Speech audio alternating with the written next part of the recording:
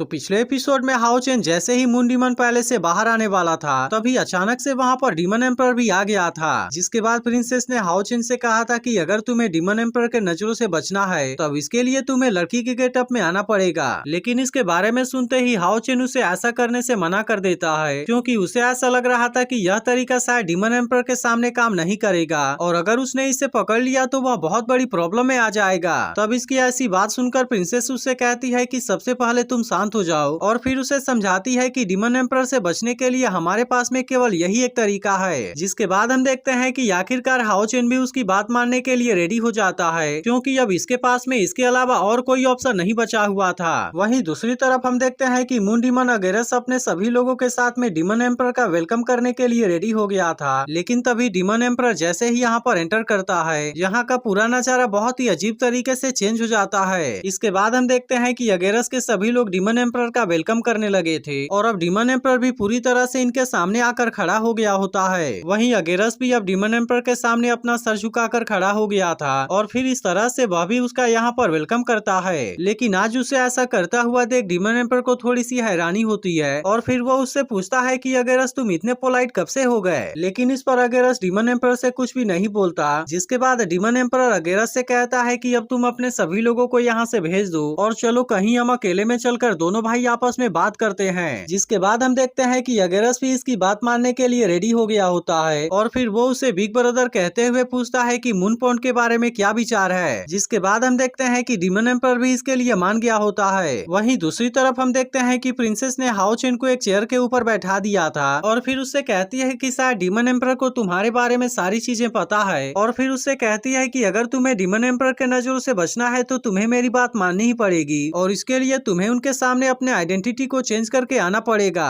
लेकिन इसी के साथ वो उससे कहती है कि तुम्हें इसके बारे में ज्यादा चिंता करने की जरूरत नहीं है, क्योंकि अगर इसके दौरान कुछ भी गड़बड़ी होती है तो मैं उसे देख लूंगी। अब इस तरह से हम देखते हैं कि उसने हाओ चेन का मेकअप करना शुरू कर दिया था। लेकिन तभी हाओ चेन उससे कहता है कि यहाँ पर तुम मेरे साथ में कोई भी गेम खेलने की कोशिश मत करना, क्योंकि तुम्हें भी तो अच्छे से पता है कि तुम्हारी लाइफ अभी भी हमारे हाथों में है। तब इसके बारे में इसकी बात सुनकर प्रिंसेस उससे कहती है कि तुम्हें इसके बारे में इतना सोचने की जरूरत नहीं है, क्योंकि अगर तुम यहाँ पर किसी भी प्रॉब्लम में आ गए तो फिर इसके वजह से मैं भी उसमें फंस जाऊंगी। इसके बाद हम देखते हैं कि इसने इसके ऊपर अपने किसी पावर का भी यूज किया था। अब इसके कुछ देर के बाद हम देखते हैं कि हाओ चेन का मेकअप कंप्लीट हो गया होता है और इसीलिए प्रिंसेस ने उसे अपना ड्रेस चेंज करने के लिए भेजा होता है। लेकिन तभी हम देखते हैं कि हाओ चेन जैसे ही अपना ड्रेस चेंज करके उसके सामने आता है, वह भी उसे इस ड्रेस में देख पूरी तरह से हैरान हो जाती है। जिसके बाद हाओ चेन उससे कहता है कि यह आउटफिट तो सच में काफी अजीब है। तब इस पर प्रिंसेस उससे कहती है कि तुम तो मेकअप करने के बाद और भी ज्यादा ब्यूटीफुल लग रहे हो और मुझे तो ऐसा लगता है कि अब तुम्हारे सामने मैं भी कुछ नहीं हूँ। वहीं दूसरी तरफ हम देखते हैं कि अगेरस डीमन एम्पर को अपने साथ लेकर मून पॉन्ड वाले जगह पर आ गया था और फिर वो जैसे ही यहाँ के 2 फ्लावर को यहाँ के पॉन्ड से बाहर निकालता है, वे तुरंत ही वाइन के 2 ग्लास में चेंज हो जाते हैं। इसके बाद हम देखते हैं कि वो इसे लेकर डीमन एम्पर के सामने आता है और फिर उसे इसमें से 1 गिलास देते हुए कहता है कि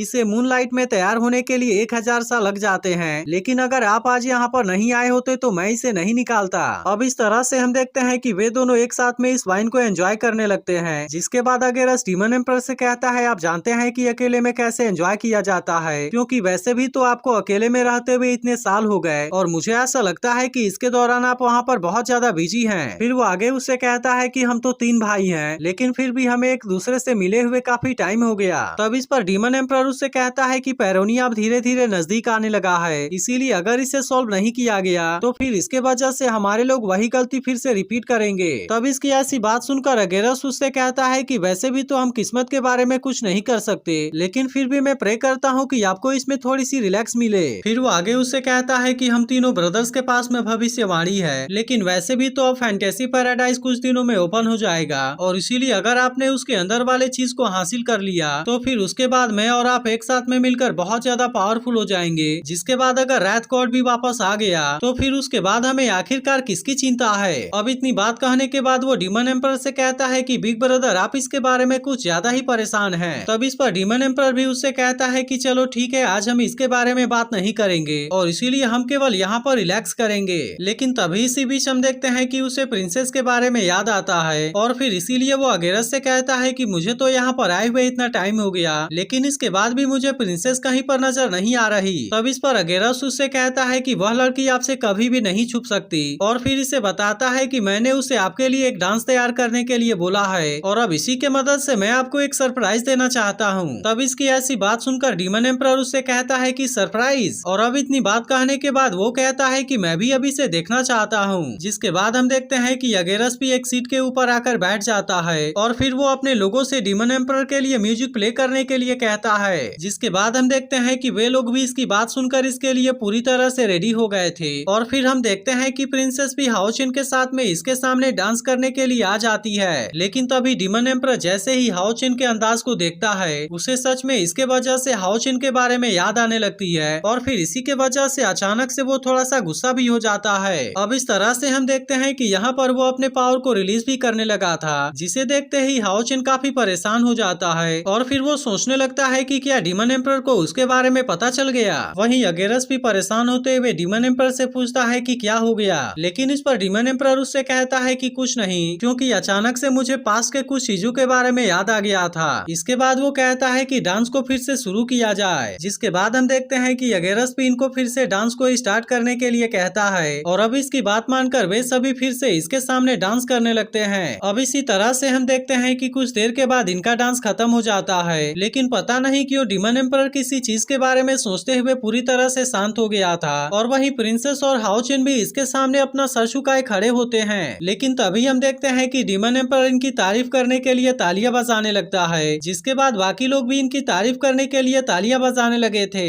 वहीं दूसरी तरफ हम देखते हैं कि यह प्रिंसेस के जान में भी जान आ गई थी। जिसके बाद वो कहने लगती है कि शायद उसे नहीं पता कि अचानक से यहाँ पर क्या हुआ, लेकिन फिर भी ऐसा लगता है कि हमने इस सिचुएशन को अपने कंट्रोल में कर लिया है। इसके बाद हम देखते हैं कि प्रिंसेस हाओचिन के साथ में यहाँ से जाने लगती है, लेकिन तभी डीमन एम्परर इनको रोकते हुए अपने सामने आने के लिए कहता है। अब इसके वजह से हम देखते हैं कि इस बात से वे काफी परेशान हो गए थे, लेकिन आखिरकार अब इनको डीमन एम्परर का बात मानकर उनके सामने जाना पड़ेगा। जिसके बाद प्रिंसेस हाओचिन से कहती है कि तुम उसके सामने कुछ भी मत बोलना और इसके अलावा तुम उसकी आंखों में भी मत देखना, और इसीलिए बाकी जो कुछ है मैं उसे देख लूंगी। इसके बाद हम देखते हैं कि वे डीमन एम्परर के सामने आकर खड़े हो जाते हैं। तभी हाओचिन कहने लगता है कि वैसे तो डीमन एम्परर पूरी तरह से मेरे सामने खड़ा है, लेकिन इसके बाद भी मैं यहाँ पर उसके एक भी मिरेकल को फील नहीं कर पा रहा, और फिर इसी वजह से वो हैरान होते हुए कहता है कि आखिरकार यह किस तरह का कल्टीवेशन है। वहीं अगेरस डीमन एम्परर से पूछता है कि आपको यह डांस कैसा लगा। तब इस पर डीमन एम्परर कहता है कि यह बिल्कुल भी बुरा नहीं है, लेकिन इसके बाद वो प्रिंसेस से कहता है कि मैं अब तुमसे कुछ पूछने जा रहा हूँ और इसीलिए मैं चाहता हूँ कि तुम इसके बारे में बिल्कुल सही तरीके से जवाब देना। इसके बाद वो उससे कहता है कि क्या तुम्हें मेरी बात समझ में आ गई। जिसके बाद हम देखते हैं कि प्रिंसेस कांपते हुए उससे हाँ कहती है। तब इस पर डीमन एम्परर उससे कहता है कि अगर ऐसा है तो अच्छा है, और फिर वो उससे कहता है कि मैंने तुमसे बाओ के साथ में शादी करने के बारे में पूछा था, इसीलिए मैं जानना चाहता हूँ कि आखिरकार इसके बारे में तुम्हारा क्या विचार है। तब इसकी बात सुनकर प्रिंसेस उससे पूछती है कि बाओ के साथ में। जिसके बाद डीमन एम्परर उससे कहता है कि तुमने इसके बारे में सही सुना, क्योंकि वैसे भी तो बाओ बचपन से ही तुमसे प्यार करता है, और इसीलिए मैं उसके फादर के रूप में तुमसे पूछना चाहता हूँ कि इसके बारे में तुम्हारा क्या विचार है। तभी अगेरस भी डीमन एम्परर से कहता है कि इसका और बाओ का मैच तो सच में बहुत ही अच्छा है, और मुझे तो ऐसा लगता है कि इनका जोड़ी हेवन में बनाया गया था।